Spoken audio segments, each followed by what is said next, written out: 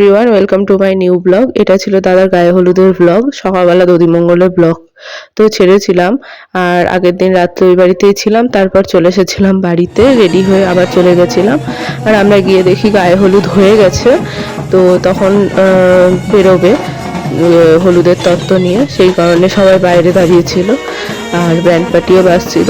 আমাদের যেতে দেরি হয়ে গেছিলো, গিয়ে খাওয়া দাওয়া করে নিল। আর ওইবার আমরা গায়ে হলুদ দেখতে পাইনি আর নান্দিমুখও দেখতে পাইনি। তারপর গায়ে হলুদের তত্ত্ব সাজিয়ে সবাই বেরিয়ে গেছিলো। এখন গায়ে হলুদের তত্ত্ব নিয়ে যাবে বৌদির বাড়িতে। আর সব কিছু তাড়াতাড়ি করে নিয়েছিল, কারণ অনেকটা দূরে যেতে হবে সেই কারণে। আর ওই বাড়িতেও গায়ে হলুদ হবে, সেই কারণে আরও তাড়াতাড়ি করে সব কিছু করা হয়েছিল। সেই কারণে আমরা আরও দেখতে পাইনি, আমাদের যেতে দেরি হয়েছিল সাজগোজ করে। আর দধিমঙ্গল থেকে বাড়ি যেতে গিয়েছি, সেজেছি, আবার এসেছি, ওই কারণে আরও দেরি হয়েছিল। তো চলো দেখে নাও, এখন যাচ্ছে ওরা সবাই গায়ে হলুদের তত্ত্ব নিয়ে। তারপরেই আমরা বেরিয়ে যাব জল ভরতে। আর জল ভরতে গিয়ে তো নাচ হবে। আর আমাদের যেহেতু ছোট ঠাম্মা মারা গেছিলো, ওই কারণে বিয়ের কোনো কাজেও আমরা থাকতে পারবো না, তাই শুধু আমরা গিয়েছিলাম, দেখেছিলাম আর খাওয়া দাওয়া করেছি, কোনো কাজ করতে পারিনি, বিয়ের যে রিচুয়ালের কাজ।